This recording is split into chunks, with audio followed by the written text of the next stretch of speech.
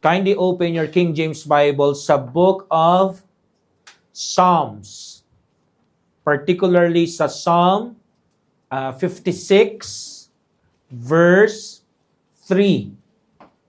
Psalm 56, verse 3. Andiyan na po ba kayo? Amen. Basahin ko na ho. What time I am afraid, I will trust in Thee. Ang Diyos po ang magpala sa Kanyang salita. Maaari na po kayong makaupo.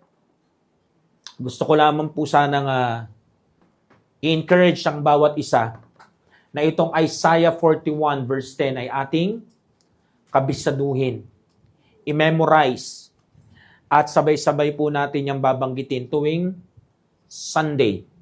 Amen? Para sa tuwing magbibigay ng challenge yung moderator, isa to sa pinaka ipaparecite. Amen? Okay. Maganda po yan kasi at the same time na nare-review tayo. So, nandito po tayo sa unang Wednesday ng buwan ng Hunyo.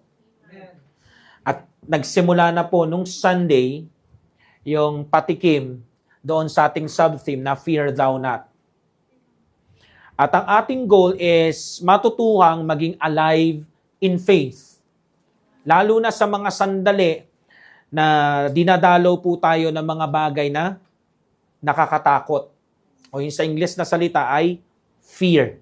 Ang goal po natin ay maging dead in fear. So ang ating pinaka-objective is harapin yung panawagan bilang mga tunay na mananampalataya ng Panginoong Jesus na tayo ay mamuhay doon sa tinatawag na trusting sa ating Diyos. Pag sinabing trusting, ing, continuous na pagtitiwala. Na ang pinaka-target ay hindi tayo ma-overwhelmed o ma-ruled ng ating mga kinakatakutan, ng ating mga problema, yung ating mga sitwasyon, o kahit anumang bagay na nakakatakot sa harapan natin. So pag sinabi nating alive in faith, ang pinaka gusto nating maabot dito is magkaroon tayo ng active na confidence sa ating banal na Diyos, sa Kanyang karakter, sa Kanyang mga pangako, at sa Kanyang kapangyarihan. At kapag sinabi naman ho natin na dead in fears, hindi naman po ibig sabihin gusto natin mamuhay sa mundo na fear-free. Hindi po ganon, ha? Kumbaga, pag sinabi ho natin dead in fears, it means yung fear natin, hindi na po tayo nakokontrol o namamanipula. Hindi na po tayo na hold back ng ating anxieties, worries, doubts, o kahit anumang dread na nagbibigay kilabot sa atin. Nakukuha nyo ho? So, ang gusto natin mawala po yung kapit o bigat ng kapangyarihan ng tinatawag na fear sa ating Christian life. In other words, ayaw na nating magpamanipula. Kasi tool ito ng kaaway. Ayaw na natin magpakontrol. Kasi ang kumpiyansa natin, gusto na nating matutuhan na regular na ilapag sa Panginoon lamang. Hindi na sa ating mga abilidad. So, ang pinaka gusto ko pong makita nyo is natural ang pakiramdam na matakot. Pero wag po natin hayaan na yung ating takot ang siyang magpasya para sa atin. At kumuha ng ating kapayapaan. Amen. So, meaning, pag dead in fears, ang pinaka sinasabi natin is, you and I, we do not let our fears make choices for us. At hindi na rin po natin papayagan na nakawin nito yung kapayapaan natin. Amen? So, yun po ang pinaka gusto ko pong makita natin. When we trust God's presence and help, fear loses its power to control your life and my life, our life. So yun po ang pinaka-eksaktong ibig sabihin at pinaka-ini-aim ng alive in faith, dead in fears. So simulan na po natin yung ating mensahe ngayong gabi. Siguro naman ho na handa ko kayo kahit papano. Ang pamagat ho ng mensahe natin ngayong gabi ay addressing fear, what to do when I am afraid. Ulitin ko po. Addressing fear, what to do when I am afraid.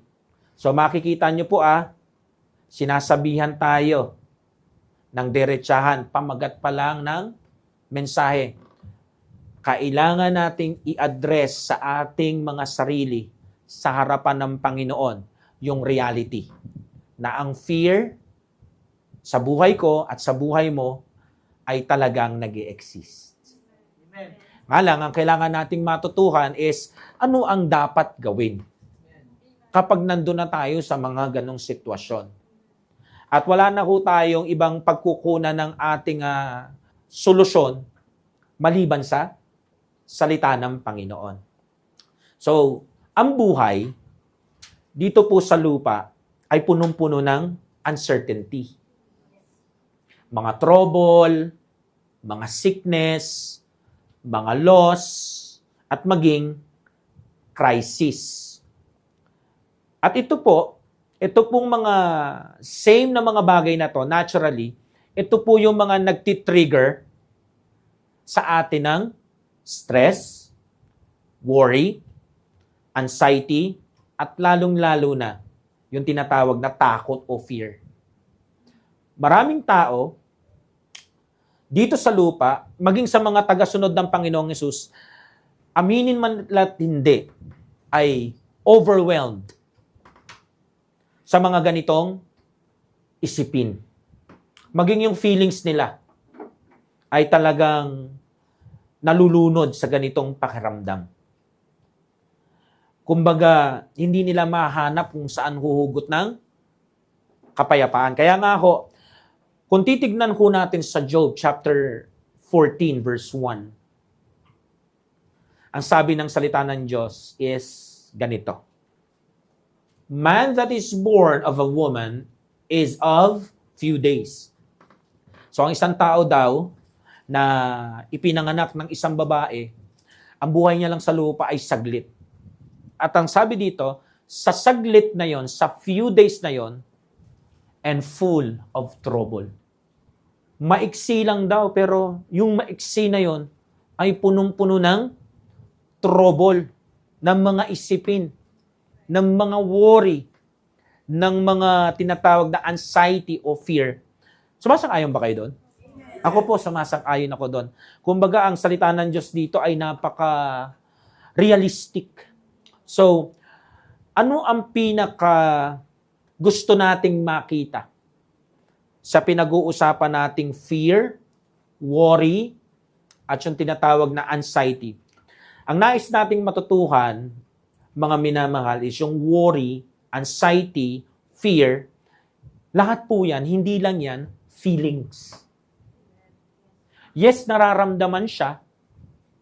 Nandun siya sa kategorya ng ating emotions, pero wag ho nating mapagmalian na pakiramdam lang to. Hindi po. Ito pong worry, anxiety, fear na ito, kung titignan natin sa lente ng Biblia, ito po ay spiritual issue na kinakaharap ng marami. Kailangan po, pag nararamdaman na natin ito, kailangan natin i-address na nandito siya, nasa harapan ko. Kasi ang katotohanan, kaya ko nasabi na ito ay spiritual issue, kasi po ito ay konektado sa ating pag-i-struggle o struggle natin na makita directly kung sino ba talaga ang Diyos at ano ba talaga ang kayang gawin ng Diyos bilang creator, bilang sustainer, bilang caretaker ng buhay natin. So, kapag tayo po ay nakakaramdam ng fear, make sure po natin na hindi to wala lang na feeling. Kumbaga, meron kang dapat kaharapin na issue na dapat masolusyonan as soon as possible. Kasi ang laban po sa tinatawag na worry, anxiety at fear, hindi po yan madalian. Kaya dapat hanggat maaga, ma-address. What is worry? What is anxiety? Pag sinabi hong worry, anxiety, biblically speaking, it means to be divided, to be distracted, or pulled apart in your mind and in your heart. Kumbaga, kapag ang isang tao ay aktibo sa pagwo-worry, present sa kanyang isip at puso yung anxiety, para siyang merong mga lubid sa kanyang katawan. Sa kanyang kanang braso, kaliwang braso, kanang paa, kaliwang paa, maging sa ulo, maging sa katawan, tapos sabay-sabay yung hinihila. Sa iba't ibang direksyon. It happens when your thoughts are split. Split saan? Split between what you see. Kung ano yung nakikita mong sitwasyon, crisis, o problem. Ano yung ka-split niya? God's promises. Kumbaga, you are torn apart. It's being divided, broken into pieces, experiencing severe emotional and spiritual distress. In other words, yung worry o anxiety is may kakategorize natin sa ganitong kaparaanan. Masyado kang nakafocus doon sa threat kesa doon sa protector. Kaya ngayon, hindi mo mapanghawakan ng madiin yung mga pangako ng Diyos. Nagdadalawang isip ka, lito ka. Kaya nga ang resulta, makikita natin yung verse sa James chapter 1, verse 8. A double-minded man is unstable in all his ways. Kapag ang isang taong nagwo-worry, anxious, may fear, makikita mo yan. Ang pinagsasabi niya, yung mga bagay tungkol sa mundo. Mula doon sa gusto niya, mga kinakatakutan niya, at mga nakikita niya sa buhay ng iba, iba't ibang issue, lahat yun hinahatak siya sa isang moment. Kaya pag nagsasalita ka ng mga Bible verses, wala sa kanya yun. O yung madalas, oo siya doon, tapos mamaya-maya o ilang araw, babalik din siya doon. Unstable. At kapag ang isang Kristiyano ay unstable, hindi ito magagamit ng Panginoon ng mahusay. Amen? So, simulan natin to. Number 1, the root cause of worry or anxiety. Ang tanong is, why do we worry?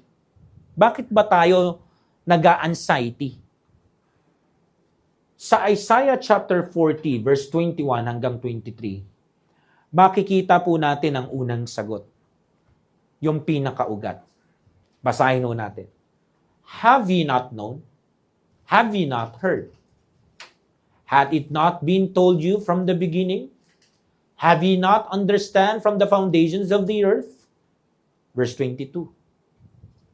Is he that sitteth upon the circles of the earth, and the inhabitants thereof are as grasshoppers, that stretcheth out the heavens as a curtain, and spreadeth them out as a tent to dwell in? 23. That bringeth the princes to nothing, he maketh the judges of the earth as vanity. Anong ibig sabihin ng talatang yan? First and foremost, ang nagsasalita ko sa talatang ito ay walang iba kundi ang Almighty God. Kumbaga, habang kausap niya si Isaiah, nagtatanong siya, hindi niyo ba narinig kung sino ako? Wala bang nag-preach sa inyo kung sino ako at kung ano yung kaya kong gawin? Hindi kayo nasabihan ng mga ninuno nyo kung paano ko sinimulan ang lahat sa pundasyon ng mundong ito? Baga sinasabi niya, ako ang Almighty God. So bakit tayo nagwo-worry? Bakit tayo nagiging anxious? It's because we forget who the Lord is. Yun talaga yun, mga minamahal. Kasi ang tendency natin kapag meron tayong tinatawag na mga sitwasyon, problems, crisis, trouble, when all of this comes, we quickly forget God's power. Maging yung kanyang pag-ibig, yung kanyang faithfulness, at higit sa lahat, yung sinasabi niya sa talatang ito, na siya yung all-powerful God. Kaya ano nangyari? Kung kani-kanino tayo agad tumatakbo. Right. Una, tumatakbo tayo sa mga idea natin. Nagpaplano tayo kagad. And then, susunod natin, yung mga gagawin natin. Kung sino yung mga taong involved na makakatulong dun sa aksyon na gagawin natin. So ano nangyayari? Kapag hindi umubra, mas lalong tumitindi yung pag-worry, mas lalong lumalakas yung pagiging anxious. Nahihirapan na tayo doon sa ating mga fear. Lalo tayo nararatil. Kaya nga ako, ang gusto ko iparating sa atin, meron bang mahirap para sa Diyos natin? At sobra-sobra yung pagkatakot mo, pagka-anxious mo, na baka dumating yung sitwasyon sa buhay mo na talagang mapag-iwanan ka na, sila nag-aangatan na, ikaw nandyan ka pa rin. Most of the time, tayo din ang gumagawa ng ikakatrobol ng isip natin eh. Minsan wala naman talagang crisis eh. Pero tayo ang gumagawa ng mga bagay na ito. So, nire-remind niya po sa talatang ito, sino bang gumawa ng buong mundo? At tinatanong niya tayo, tingin mo ba kung na-handle ko yung paglikha sa mundo? Hindi ko kayang i-handle yung i-address mong fear. Kaso ang problema sa atin, pag nandyan na yung nakakatakot na isipin, yun talagang tendency nating mga tao, makalimot. Kaya ngayong gabi, pinapaalala sa atin. Na ano? Fear thou not. Huwag ka matakot. Kasi sabi sa Jeremiah chapter 32 verse 27, Behold, I am the Lord God of all flesh. Is there anything too hard for me? Tatanong ang Panginoon. Ako ang Panginoon ng lahat na nilikha dito sa lupa. Meron bang mahirap sa akin? Pwede mo sabihin, Lord, hirap na ako sa sitwasyon na to. Hindi na ako makahinga, kaka-worry ko. Sobrang anxiety na ako dito, ilang araw na ako nagpa-panic attack dahil dito. Kumbaga sinasabi mo sa kanya, bigat na bigat ka, hirap na hirap ka, dead end na talaga. Ngayon, ang tanong niya sa'yo, pabalik, is there anything too hard for me? Tingin mo yung nahihirapan ka, mahirap sa akin yan. Ang mahirap kasi sa atin, yung paghihirap natin, sinosolo natin. Meron naman tayong Diyos na pwedeng tumulong sa atin. Na ating creator, sustainer, at caretaker ng Christian life natin. So, anong gamot sa nakakalimot? Paalala. So, pinapaalalahanan po tayo, no? Kasi, madalas pag ganito, ang pinakauna nating ginagawa, makalimutan. Yung mga preaching, yung mga past faithfulness niya. Kaya ako walang magaling sa atin. Ang tanging magaling, Panginoon lang.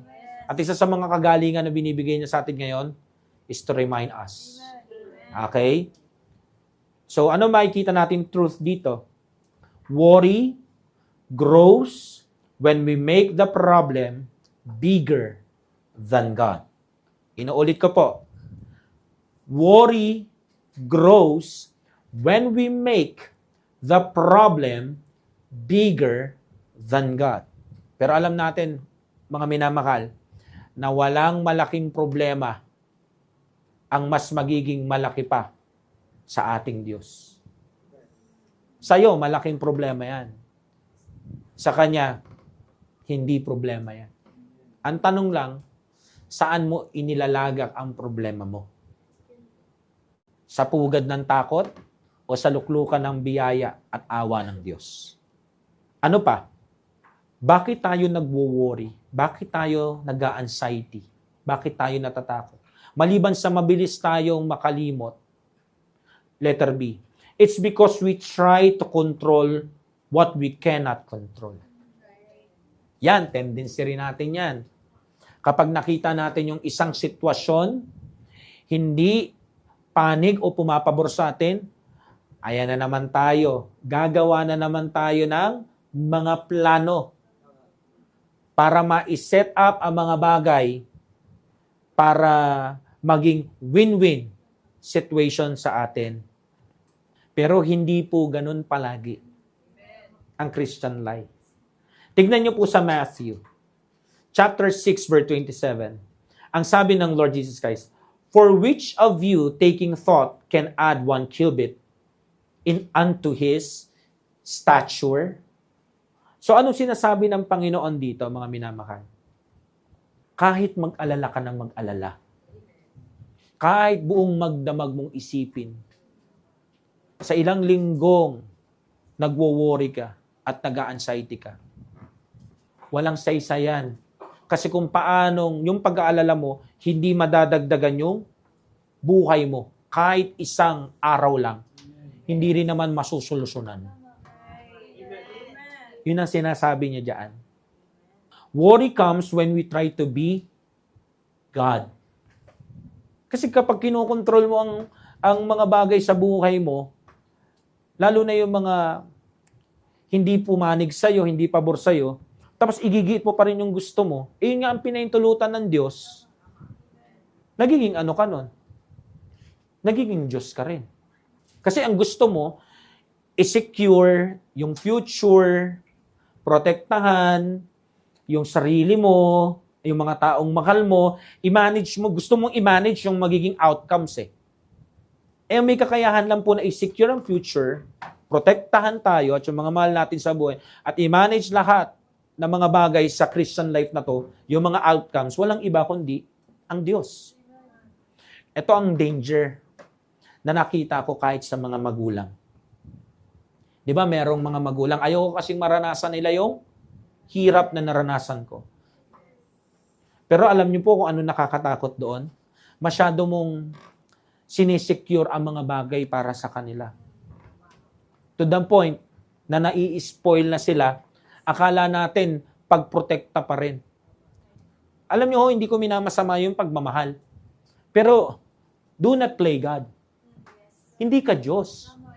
Kahit gaano mo planuhin, i-secure yung future nila, kahit gaano mo i-protect sila at yung mga magiging anak nila, hindi po ganun tumatakbo ang mundong ito. Hindi mo mamamanage lahat. Madalas din natin nakikita na ano yun paglapastangan sa pagiging Diyos ng Diyos. Na siyang totoong may control ng lahat. Kumbaga, ano na yan property na ng Diyos yan Di ba, ang may alam lang ng future, Lord? Ang may kakayahan lang naman talagang protekta, Lord. Siya lang naman talaga ang nagpapatakbo ng mundong ito. Siya lang ang may kakayahang mag-manage ng lahat ng outcome sa lupang ito. Siya nag-a-approve at nagdi-disapprove.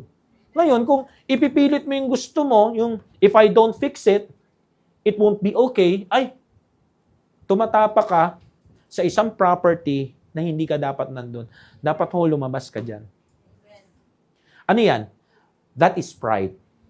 That is distrust sa Panginoon. Kaya sa tuwing magwo-worry po tayo at magiging anxious tayo to the point na magiging extreme tayo na kailangan mangyari to, kailangan makausap ko tong taong to, kailangan masecure ko lahat, kailangan maplansya ko lahat.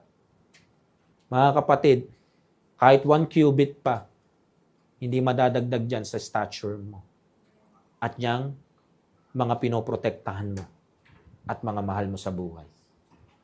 Ang Lord Jesus Christ dito nagsasabi sa atin, walang kabulukan yung mga ganyang plano at pagkilos. Walang kabulukan yung mga pagbuwori na yan. yung mga pag-anxiety na yan. Kasi ang worry, anxiety, kung titignan nyo po, it changes nothing. Sasabihin nila, subukan mo lang na subukan hanggang makuha mo. Hindi po yun ganun. Ang dami na akong sumubok pero hindi pinatulutan ng Lord. Wala po talagang nangyari. At tayo mga Kristiyano, dapat natin matutunan na igalang kung ano yung pinahintulutan ng Lord sa atin. Mahirap siya, di siya madali, tanggapin, pero yun po talaga yun eh. Anong gagawin ko? Alam naman mag-preach ako sa inyo ng false hope. Di ba totoo naman sinabi ng Lord? Yung fact na sinabi niya, we cannot add even one moment to our life. May worry man, may anxiety man, o wala, hindi natin kaya yun. Ngayon, kung maggaganon ka pa, lalong makita mo na walang kabuluhan yun. He's telling us, yung ganyang habit, yung mga sinabi ko pong mga practice sa everyday life natin, ano yan? Waste of time. So, itigil na po natin yung pagsasayang ng oras. Walk by faith, not by sight. Amen? Ano pa? Maliban ho doon sa kaya tayo nagwo-worry na anxiety is because we forget who the Lord is, because we try to control what we cannot control. Ano pa? Letter C. It's because we value the wrong things. Totoo po yan. We value the wrong things. Nagwo-worry tayo, nag-a-anxiety tayo, most tungkol ba saan? Tungkol ba sa Lord? Hindi, di ba? Most of the time, kaya tayo nagwo-worry, nag-anxiety, nagpa-panic attack. Alam nyo kung bakit? Kasi wala tayong pera. Kasi meron tayong nararamdaman sa kalusugan natin. Kasi merong napipintong mansa sa reputasyon natin. Kumbaga nakataya yung safety natin. Diyan nagsisimula yung mga tinatawag na stress natin. Diyan tayo nagpa-panic attack. In other words, nag-worry tayo, nag-anxiety tayo ng sobra-sobra sa mga bagay na what? Temporal. Isipin niyo yan, never kayo nag-worry sa bagay na eternal. Lalo na sa mga pangako ng Diyos. Mula doon sa mga kinikilala nyo, hanggang doon sa mga pangako na hindi nyo pa nararanasan, never tayong nag-worry about it at naging actions about it. Hindi nyo ba naisip yon? So, ibig sabihin, meron tayong mga bagay na masyado nating sinesentro yung buhay natin, pero hindi naman yun talaga ang pinakamahalaga. Kapag ang mga bagay na nabanggit ko po, kagaya ng pera, kalusugan, reputasyon, safety, mas naging important na kaysa sa Lord, sa kingdom niya, automatic po, may magwo-worry. Automatic yan. May nararatel, may nag-a-anxiety kahit di nagsasalita. May makikita ka na lang dyan, nagpa-panic attack, nahihirapang huminga, o kaya nahihilo. Tapos mayroong mga tingling sensation sa katawan, ang lamig ng kamay at paa. Matik yan, mga minamahal. Merong isusugod sa ospital kasi nag-breakdown. Opo. Kaya nga totoo ang sinabi ng Lord Jesus Christ sa Matthew 6:21.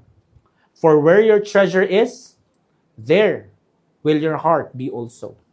Alam niyo po kung ang Panginoon, ang treasure natin, hindi salapi, hindi ka galit.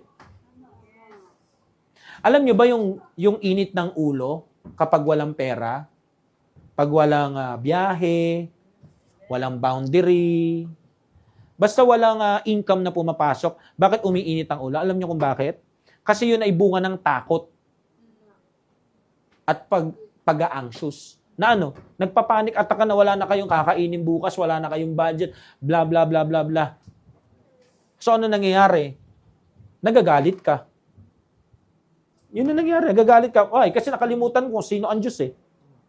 At sinisikap mo na kontrolin yung sitwasyon sa kamay mo. Anong resulta?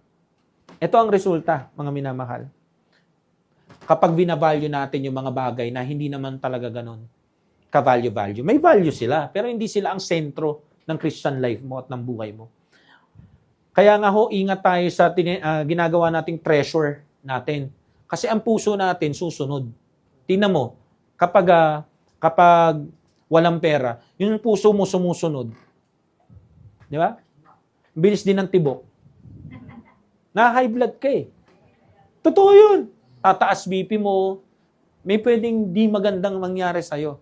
Pero kung ikaw ay walking by faith, magpe-pray ka, tahimik ka lang, magpe-pray ka lang, waiting ka lang, gawin mo lang yung dapat mong gawin, and then the Lord will answer. Habang patuloy mong ina-address sa Kanya, kung walang sagot, tuloy lang yung pag-a-address. Address lang na address. Natututo ka. Nakukuha nyo ho? Kaya ingat tayo sa mga iniingat-ingatan nating mga tayanging yaman natin sa puso natin. Baka ho sa dulo, imbis na magagandang bagay ang dala niyan is takot. Tandaan niyo po, ang takot nakaka-paralyze ha. Hihinto ka. So, hindi ka magiging productive sa field kung nasaan ka at hindi ka rin magiging productive na servant ng Lord. Ano pa?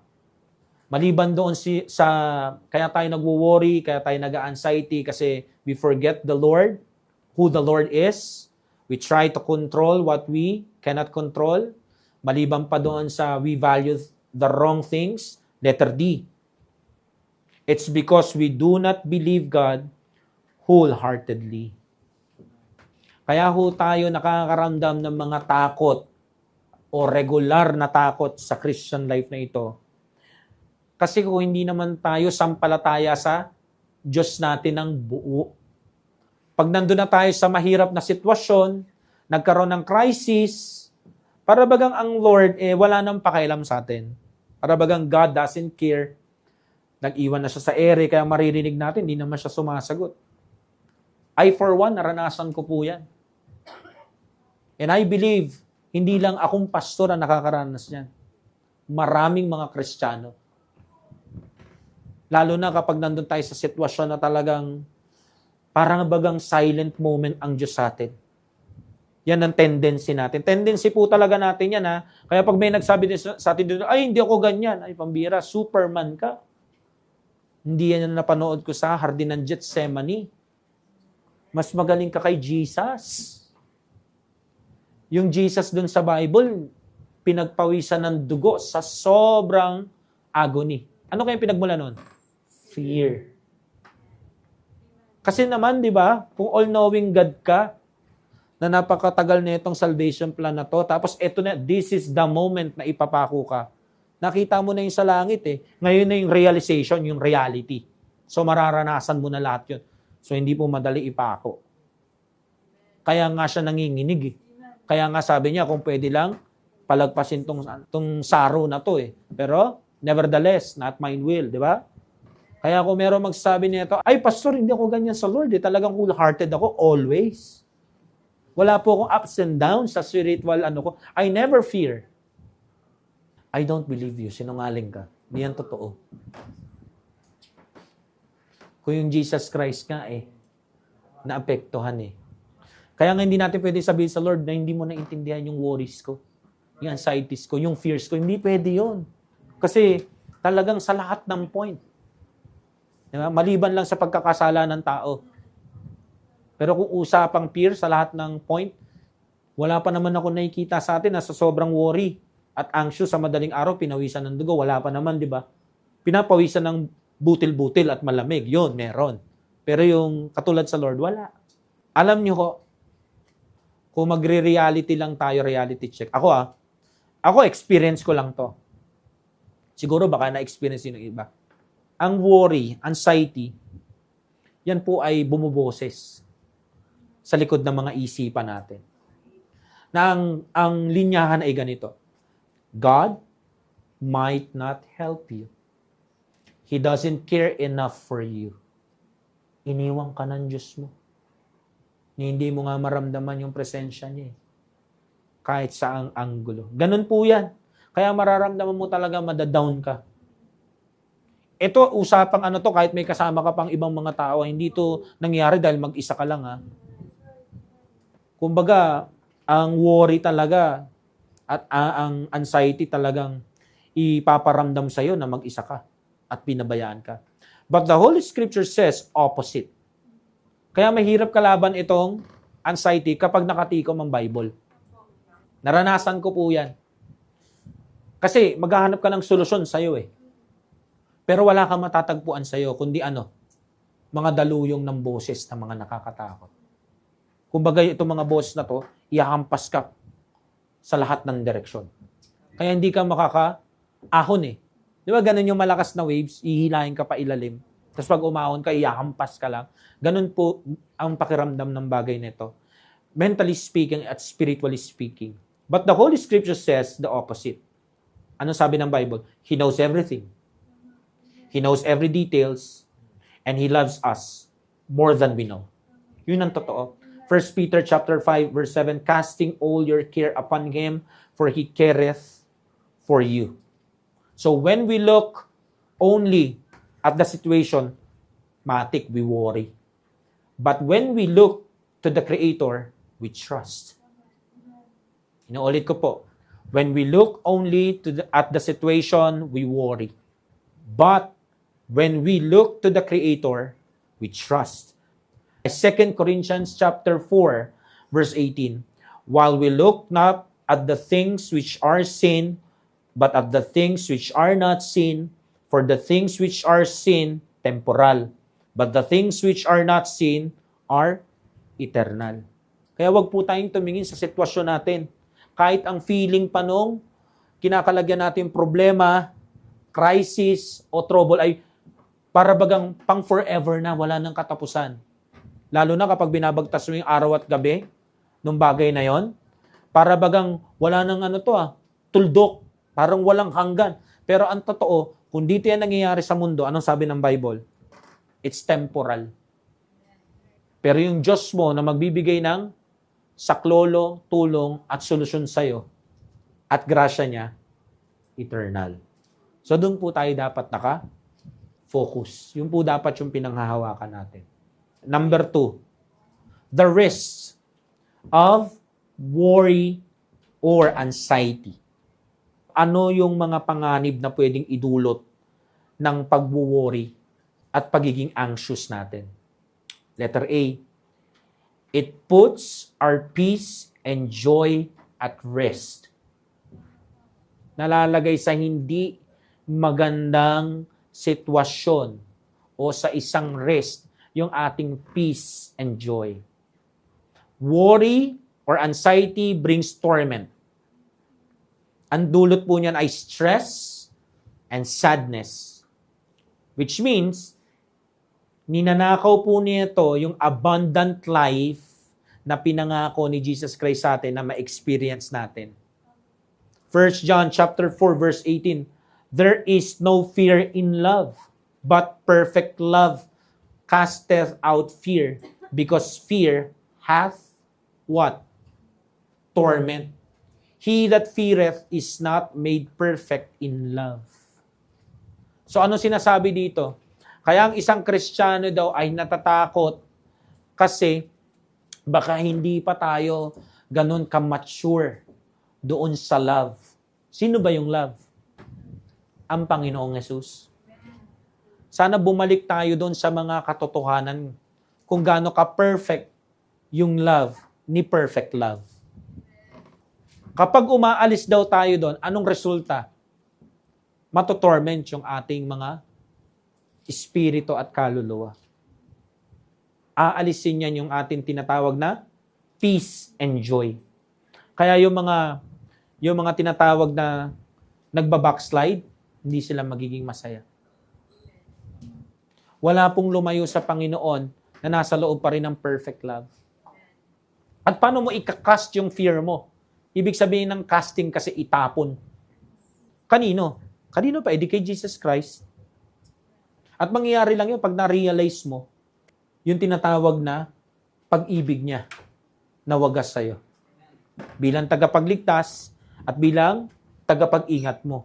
Pero kung backslider ka, ang hirap nun. Hindi ka makakalapit sa Kanya. So ano mangyayari? So gugupuin ka ng iba't ibang takot. Mag-worry ka sa iba't ibang direksyon. Kaya nga po, di ba sabi natin, ang isang nagwo-worry, nag-anxiety, hinahatak sa iba't ibang direksyon. Na parang meron siya mga mga lubid sa iba't ibang parts ng katawan niya. So ano pa? It puts our faith at risk. Nalalagay din po sa alanganin yung tinatawag na ating pananampalataya sa Diyos. Bakit? Tandaan niyo po to. Worry or anxiety. Sulat ito ha. Is practical atheism. Worry or anxiety is practical atheism. Ang atheism kasi, ito yung dinideklara mo na hindi ka naniniwala na may nag-i-exist na Diyos. Ano naman yung practical atheism? Pag sinabing practical atheism, it means you say you believe in God, but you live your life as if God does not exist, does not care, or is in control. Ito po yung klase ng pamumuhay na sinasabi mo sa bibig mo, nananampalataya ka, pero yung buhay mo, ang pinapakita mo, wala ka talagang ka-faith sa Lord Jesus Christ bilang Diyos mo. Hindi mo diretsang sinasabing there is no God, kasi pag sinabi mong there is no God, yun yung tinatawag na theoretical atheism naman yun. Yun yung alam nating atheism. Sa halip, it's like acting like an atheist. Even though you claim you are a believer, but your choices ay iba. For example, ang totoong believer, di ba, have faith, trust God, kapit lang sa Panginoon, tuloy lang, walk by faith, not by sight. Ikaw, sinasabi mo yon. Pero, at alam mo yung turo na yon. Pero, ang nakikita sa buhay mo, puro ka takot, puro ka worries, puro ka anxieties, tas iba yung pinapriority mo. So, ito yung mga klase ng mga mananampalataya na kaya sila ginugupo ng fears. Alam niyo kung bakit? Kasi hindi nila pinapriority, yung sinabi ng Panginoon ay priority. And by the way, ang dapat first priority ang Lord Jesus Christ. Yung kingdom niya at righteousness. Pero sila, hindi. Ang priority is money.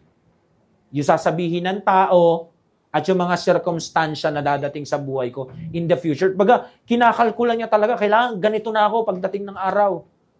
Kasi pag hindi ganito mangyayari. Yan. Ang tawag po dyan ay practical atheism. So, nagwo-worry ka ng constantly.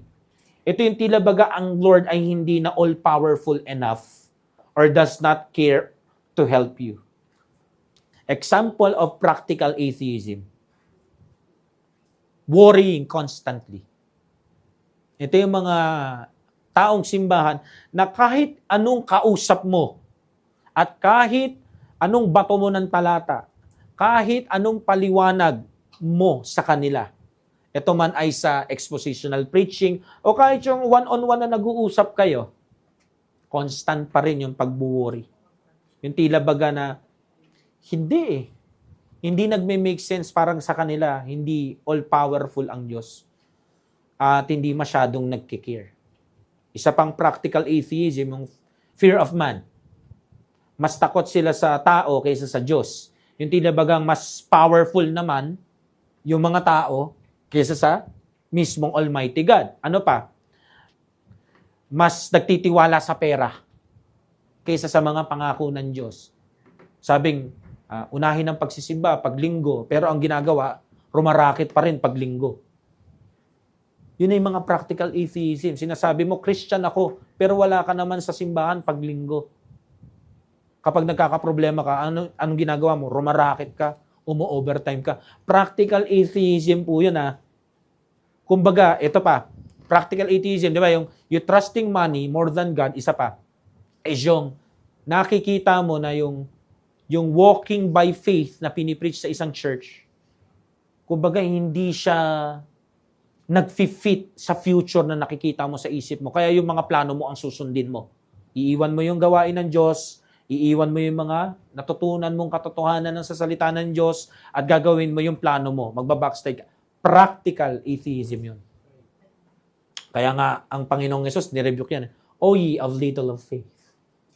And I believe yan din ang sasabihin ng Panginoon sa bawat isang nagpa-practice ng ganito.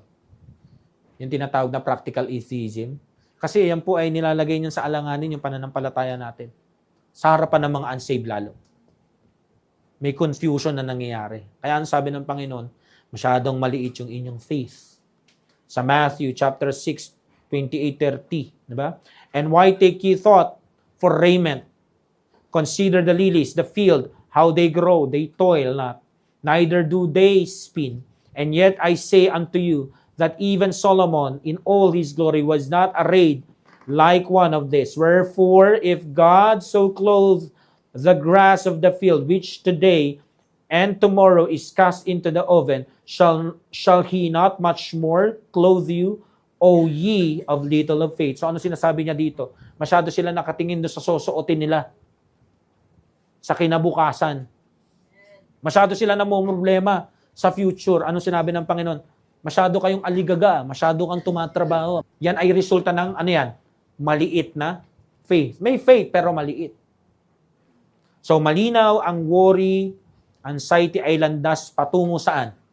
Practical atheism. Na siya namang equal sa ano? Yung lips mo, sinasabi, God is real. But your life, God is irrelevant. Sinasabi ng lips mo, God is real. Pero pagdating dun sa life mo, God is irrelevant. And that is backsliding. Yun ang pinaka-essence ng pagiging backslider. Iba yung nasa lips, iba yung nasa life. Okay? Letter C. So, maliban po doon sa nailalagay sa risk yung ating peace at joy, pati yung ating faith, it also puts our body and mind at rest. So, hindi lang to may effect sa ating spiritual na kalagayan. Maging sa ating physical na kalagayan, meron din itong epekto. So, worry brings sickness. And medically proven yan. Tama ho ba? At kapag masyado kang anxious, makakaramdam ka na ma-exhaust ka. Kasi tumatakbo ang utak sa gear na hindi dapat, tumutodo. Nakaapak ng masyadong malakas sa gas. Walang brake. So ano mangyayari? Binabangga mo ang sarili mo sa isang bagay na hindi naman nakikita ng physical na mata. Kumbaga nasa imagination mo lang. So ano mangyayari sa'yo? Magre-resulta yun yung katawan mo, meron tinatawag na instability. Mapapabayaan mo yung trabaho mo, yung pag-aaral mo, yung paglilingkuran mo, yung relationship mo, yung asawa mo, yung anak mo, marami kang mapapabayaan dito. Marami kang hindi magagawa. It makes you unfit. Lalong-lalo na sa service sa ating Panginoon. Ang worried na puso, it cannot serve God fully. Kasi ito po ay distracted, divided, at nakafocus sa iba, sa maraming ibang direksyon. And most of the time, nakafocus sa sarili. Kasi natatakot ka para sa sarili mo eh. So, kapag ito nagsimba, miyembro, o naging parte ng isang ministry sa church, hindi ka makakita dito ng dekalidad na paglilingkuran. Kumbaga, kung ikaw ang leader nito, sasakit talaga ulo mo. Paliwanag ka ng paliwanag, parang walang nangyayari. Tandaan nyo walang makakatulong sa inyo makalabas dito, maliban sa inyo. At ang maglalagay din po sa sarili nyo dito ng regular, ay kayo din. So ano yan? Pwede po kayo magkaroon ng mental sickness dito. At alam po nating totoo yan. Pwede ka magkaroon ng insomnia dyan. May kita mo yung mga Kristiyano na kahit pinaliwanagan mo na, kinausap mo na, distracted pa rin, divided pa rin, wala pa rin sa focus. Makikita mo yan. Gabing-gabi na, hindi pa natutulog. Kung ano-anong pinapanood sa YouTube, kung ano-anong mga nilalaro, kung ano-anong mga pinapakinggan. Basta gising na gising sila. Pero maniwala kahit sa hindi, wala naman talagang rumirehistro doon. Puro takot lang. Kumbaga akala nila escape sila doon. Hindi sila makaka-escape sa lahat na iyon. So, pag hirap ka matulog, paano ka magpa-function bilang estudyante, bilang trabahante, bilang negosyante, at bilang lingkod ng Panginoon, bilang Kristiyano? Hindi ka makakapag-function ng kulang ka palagi sa tulog na hindi ka nakakatulog. Later on, pag sumobra ka sa kulang sa tulog, nakakabaliw yun, ha? So, makakakita ka po ng mga taong pag nag-worry, nag-anxiety, sumusobra. Ano makikita natin? Mood swings. Kaya pag kinausap mo itong mga to, mainit ulo. Galit. Nakasingal. Bakit? Kulang sa tulog eh. Mabigat yung katawan. Wala sila sa mood. Ang bilis mairita. Kanina okay lang kayo, bigla nang mainit ulo niya.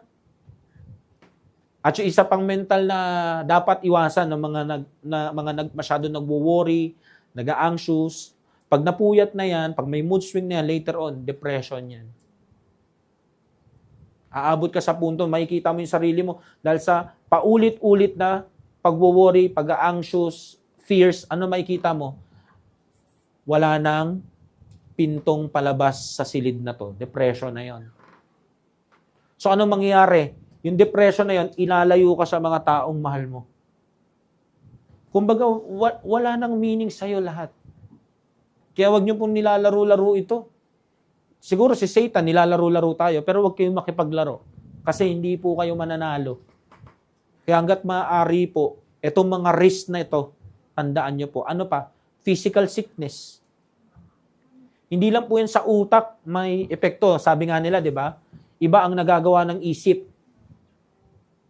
Kapag ang isip mo sobrang negatibo na, sobrang punong-puno na ng worry, anxiety, at mga takot, anong resulta? Migraine. Pansinin niyo yung mga nagpa-panic attack. Sakit ang ulo ko. Ganun lang umpisa nun. Hanggang dahil naging regular, naging ano siya? Migraine na. Na matindi. Na parang puputok na yung ugat nila sa ulo. Nangyayari po yun, ha? Ano pa? High blood. Nagwo-worry ka, nagiging anxious ka, wala naman talaga nakakatakot sa harap mo. Anong resulta? Kakabog dibdib mo. So, pag natakot ka, anong sunod na mangyayari? Tataas BP mo. Pag mataas ang BP mo, anong kasunod? After ng panic attack at mataas sa BP, pagod na pagod yung katawan mo. So, pag lagi ka nagwo-worry, lagi ka anxious, lagi din pagod yung katawan mo. Kasi pagod isip mo eh. Diretso yan, pababa. So ano to? Ginagawan mo ng sakit yung katawan mo. Kumbaga binigyan ka ng Panginoon ng healthy na pangangatawan, sinisira mo. Kumbaga hindi nahihirapan ng kaaway. Nakukuha niyo ho? Yung kay Job, kailangan pa siyang bigyan ng sakit eh. At pahintulutan ng Lord. Ikaw hindi. Ikaw lang mag-isa. So, ano mangyayari? Mabilis ka na magkasakit. Kasi mahina na resistensya mo. At pag mahina resistensya mo, paano ka magsusolwining? Paano ka magba-Bible study? Paano ka magsisimba? Paano ka makakasama sa camp? Lagi ka nang may sakit. Konting lakad, may worry. Konting takbo, may anxious. Bigla na lang, lagi na lang, mabilis yung tibok ng puso, laging lumulukso, lagi na lang umiikot yung sikmura. So ano nangyari? Naninikip yung dibdib. Pagpa-check up mo, meron ka ng sakit sa puso. Kasi paulit-ulit. So, huwag po natin gawin yun kasi nilalagay natin hindi lang yung peace, joy, yung faith natin sa Diyos, pati yung ating mga body and mind. Templo to ng Panginoon eh. Hindi ka nga nag-ios, hindi ka nga umiinom. Worry ka naman ng worry, lagi ka naman nag-anxiety, lagi kang takot. Ganun din. Sinira mo din yung templo ng Panginoon, di ba? Kaya, totoo yung sinabi ng Panginoon sa Matthew 6:24. No man can serve two masters. Di ba tungkol sa pera yan? Wait lang, basahin muna natin. For either he will hate the one and love the other, or else he will hold to the one and despise the other. Ye cannot serve God and mammon. Totoo yun. Ang original na pinaka-konteksto ng verse na to ay patungkol sa hindi ka pwede maglingkod sa Diyos at sa pera. Kasi si mammon ay Diyos ng pera sa panahon ng Panginoong Yesus. Pero, same principle is applied. We cannot serve God and our worry. We cannot serve God in our anxiety. We cannot serve God and fear. Mamimili ka lang. Kasi kapag pinili mo yung isa doon, yung isa mamahalin mo, yung isa kamumuhian mo, yung isa hawakan mo, yung isa i-despise mo. Mamimili ka ngayon. Last, how to resolve worry or anxiety. How to resolve worry or anxiety. So ang idea is how to stop constant fear, stress, overthinking, relentlessness, at paano tayo magkaroon ng peace. At paano ba tayo kakalma? Paano ba tayo magkakaroon ng tinatawag na hindi na tayo makokontrol ng bagay na to? So, subukan natin. Bigyan ng solusyon. Step 1, confess it and bring it to the Lord. So ano to? Address mo talaga. Aminin mo na pinagdadaanan mo to. Huwag kang maglakas-lakasan. Di ba? Huwag kang mag-feeling-feelingan na ikaw ang strong dito. Na hindi ka nakakaranas nito. Huwag kang maging super-duper mega to the max, super strong na Christian. Kasi hindi yun totoo. So ano to? Confess mo. Nangyari sa akin to eh. Itong unbelief na to, itong doubt na to, itong pag-worry na to, itong anxiety na to, itong takot na to, nangyayari siya sa akin, Lord, tulungan mo naman ako. Kasi, kung titignan natin ang Biblia, ang pinaka-advice niya is to confess it talaga. I-address mo talaga. Tingnan niyo po, Psalm 34, verse 4. Ano nakalagay doon? I sought the Lord, and He heard me, and delivered me from all my fears. Alam niyo po ba, para sa akin, ang Book of Psalms, ang pinakatao na aklat sa Bible. Kasi diyan mo makikita yung masaya, diyan mo makikita yung humihingi ng lakas, yung mahina, yung takot. Ultimo yung niya nga, yung paglilingkod niya sa Panginoon, nandyan eh. Kumbaga punong-puno siya ng experience nung psalmist. Tapos ginamit yun ng Panginoon. Alam mo, kung ang Panginoon is mapagkunwari din na Diyos, hindi niya ilalabas itong kahinaan ng psalmist na to. Pero anong nilagay niya? Yung psalmist may takot din. So anong gusto niyang i-address sa atin? I-address mo din, i-confess mo din na, it's okay. Gusto ko talaga marinig, saan ka takot? Kasi alam ko naman. Pero gusto ko marinig sa'yo. Tingnan mo yung psalmist. Hinayaan ng Panginoon maisulat siya. Para ipakita na ako ang Diyos na rumirescue sa mga anak ko pagdating sa takot. So bakit ka magtatakip na hindi ka natatakot? May napanood ako, sino daw ang pinakasinungaling na tao? Sumagot yung bata, mga lalaki. Tapos tinanong siya, bakit? Kasi kahit di sila okay, sinasabi nila okay sila. Which is true. Ganun ang mga lalaki. Kahit di na okay, sinasabi pa rin, okay lang ako. Kasi lalaki kami. Kasi nga naman, ang lipunan, di ba? Pag pinakita namin na di kami okay, sasabihin naman, weakling kami. Hindi mo rin alam kung saan kami pupunta eh. Pero sana tayong mga lalaki ng Panginoon, gaya natin to psalmist na to, lalaki rin naman to eh. Na pag tinatanong na tayo ng Panginoon, for example, kagaya ng preaching na to, okay ka lang ba? Ano ba yung pinag-aalala mo? Ano ba yung anxiety mo? Ano ba yung takot mo? Sabihin mo sa Panginoon, Lord, natatakot talaga ako sa kalalabasan na itong bagay na to. It's okay. Nasa Bible. Yung psalmist nga ginawa Yung Lord nga, hinayaan niya masulat sa Bible Bakit hindi mo rin ikwento sa Lord? Step 2. Trade your burden for His care. 1 Peter chapter 5, verse 7. Casting all your care upon Him, for He careth for you. Cast is to throw away, give over completely. Ibig sabihin, itapon mo palayo. So, ibigay mo na talaga. I-surrender mo na talaga ng bumbo. Wala nang balikan. So, we cannot carry it and have peace at the same time. Tandaan nyo po, kapag meron kayong takot, meron tayong worry, anxiety, hindi present yung joy and peace. Hindi pwedeng sabayan. Hindi pwedeng sabayan. So, anong dapat nating gawin? Ibigay mo na sa Panginoon. Isuko mo na. Tama na. Step 3. Seek first the King. Kapag ang Haring Panginoon, Jesus, ang ating number 1 priority, everything else falls into place. Kahit hindi mo pilitin yan, kahit hindi mo kontrolin, kahit hindi mo planuhin at imanipula, mangyayari at mangyayari.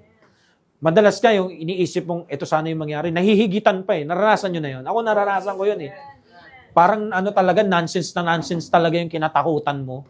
Para kang doon, sorry para kang TANGA, nung oras na yon. Parang masyado ka nag-hysterical, wala naman palang mangyayaring ganun.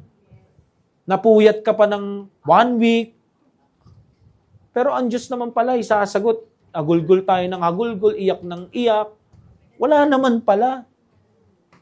So, wag po natin gawin yon. Ang pinakamagandang paraan para di na maulit yon, yung kapayapaan para makuha natin, bigay mo na sa Panginoon. Bigay mo lang. Ang problema kasi sa atin, ang natin hesitant pa tayo kahit nahihirapan na tayo. Step 4, center your mind on truth. Alam nyo po, ang worry, anxiety, feeds on lies. Kaya ngayong overthinking, alam nyo po yan? Exaggeration yun. Ng mga bagay na wala naman. At alam natin, ang exaggeration ay isang sanga ng tinatawag na pagsisinungaling. Inuulit ko, worry feeds on lies. Kaya we counter it by feeding about God's Word. His promises, His character, we counter it with the truth. So ano ba yung truth? Finally, brethren, whatsoever things are true, whatsoever things are honest, whatsoever things are just, whatsoever things are pure, whatsoever things are lovely, whatsoever things are of good report, if there be any virtue, if there be any praise, think on these things. So yun daw ang iisipin natin kung ano yung mga true, honest, just, pure, lovely, good report. Based on my experience, pagdating sa laban ng isang Kristiyano sa fear, nagre-react tayo, tapos ang pangalan ng reaction na yun is panic attack. Kaya tayo nagwo-worry, kaya tayo na-overwhelm ng anxiety. Alam nyo kung bakit? Kapag may sinabing isip natin na kasinungalingan, naniniwala ka kagad. Kahit sa kapwa-tao natin, pag meron tayo naisip sa kapwa-tao natin, di ba? Kahit yung nagchat-chat lang kayo, iba yung rehistro sa'yo nung sinabi niya. Kaya ako ayoko talaga ng chat. Gusto ko personal na pag-uusap eh. Kasi mamimisinterpret ka dun sa chat. Ang epekto, nananamantala si Satanas doon, tapos meron siyang pattern ng past niya na lagi siya nagwo-worry, lagi siyang nag-anxiety. Ibig sabihin, lagi siyang praning, paranoid siya. Yun ang mangyayari. So ano nangyayari doon? Nagkakaroon siya ng negatibong kaisipan. So habang hindi pa kayo nagkikita at personal nag-uusap, ano na siya? Lagi nang malamig yung kamay at paa niya. Kinakabahan siya na makaharap ka. O kundi naman, nagagalit siya. Kasi wala siyang control eh. Nagagets mo yung point ko? So, based on my experience lang naman. Pero kung ayaw nyo pong tanggapin, okay lang din. Pero, makikita mo, doon sa chat na yun, namumuhunan si Satanas, pati itong unbelief na to, yung worry na to, itong anxiety na to na maliban sa mapaghiwalay niya yung mga magkakapatid sa Panginoon, masira yung mga relasyon, namumuhunan siya sa pagsisinungaling. Sana naman bumalik kayo sa totoo. Diba? Pag may kausap kayo, for example, kausap niyo si pastor, sino ba si pastor? Bigay ng Panginoon sa akin. Ito yung gumagabay sa akin. May mga verses doon, di ba? Tapos balikan mo rin kung ano yung mga ginawa ng Panginoon gamit yung pastor mo sa dati mong buhay. Kung ano siya. Kung ano yung integridad niya sa'yo, nakukuha mo, parang ganun din. Kapag may nagsisinungaling sa isip mo, tungkol sa Diyos mo, alalahanin mo kung sino yung Diyos mo. Balikan mo. I-recap mo. Yung mga love letter niya sa'yo sa Bible, yung mga preaching na sinulat mo, yung mga napatunayan mong nakalagpas ka, balikan mo lahat yon. Hindi yung kapag may sinabi yung isip mo, yun ang paniniwalaan mo. Kaya po nagkakaroon ng mga misunderstanding, pag-aaway-away. Alam niyo? Mga resentments na hindi naman talaga totoo. So hindi lang sumisira to ng peace, ng joy, ng faith, ng mind, ng body. Sumisira din po siya ng relationship. So, ang regular na dapat natin pinapapasok sa isipan natin, yung mga bagay na totoo. Or should I say, banal. Saan ba natin kinukuha yun? Sa banal na salita ng Diyos. Kasi kung tayo-tayo lang, lagi mo igigiit sarili mo. Tapos pagdahaluan pa ng graba ng worry at buhangin ng anxiety, ay, nako, sisemento talaga yan. Magiging pundasyon mo yan sa lahat ng relasyon. Lagi ka na lang parang baliw na napaparanoid. Tapos nagtataka yung mga tao, bakit ka ganyan? Anong problema mo? Ang mahirap dyan, pag nag-asawa ka, nagkaanak ka, magiging ano ka sa kanila. Ang tawag doon ng mga Pilipino ngayon is toxic. Toxic na tao ka. Lagi ka na lang iintindihin. So nakikita niyo po kung anong ginagawa ng takot, hindi to basta-basta. Kaya nga sabi sa Isaiah 26:3, Thou will keep him in perfect peace, whose mind is stayed on thee, because he trusted in thee. So mga minamahal, sa ating pagtatapos, gusto ko lang sabihin sa ating lahat, bad situations points us to the Savior. So sa susunod na meron kang trouble, problema, o crisis sa buhay mo, hindi ka niyan tinuturo palayo. Tinuturo ka niyan lumapit sa Diyos natin. Ang salita ng Diyos, yan po ang maintenance natin. Sa pagkakaroon ng sound mind. At sound na kalooban. Worry, anxiety, ang sinasabi niyan, what will happen to me? Faith and trust, ang sinasabi naman ay, God, you are with me, what will you do? Psalm 27 verse 1. The Lord is my light and my salvation. Whom shall I fear? The Lord is the strength of my life. Of whom shall I be afraid? So I suggest, i-memorize nyo po yung Isaiah 41:10. I-memorize nyo rin po yung mga verses na to na binigay ko sa inyo. Lalo na kung alam nyo, meron kayong mga records in the past na ma-worry, ma-anxiety, may mga panic attacks kayo. Kunin nyo po yung mga verse na yon and then kabisaduhin nyo. Para pag dumating yung mga takot na yon, recite it. Recite it hanggang mawala.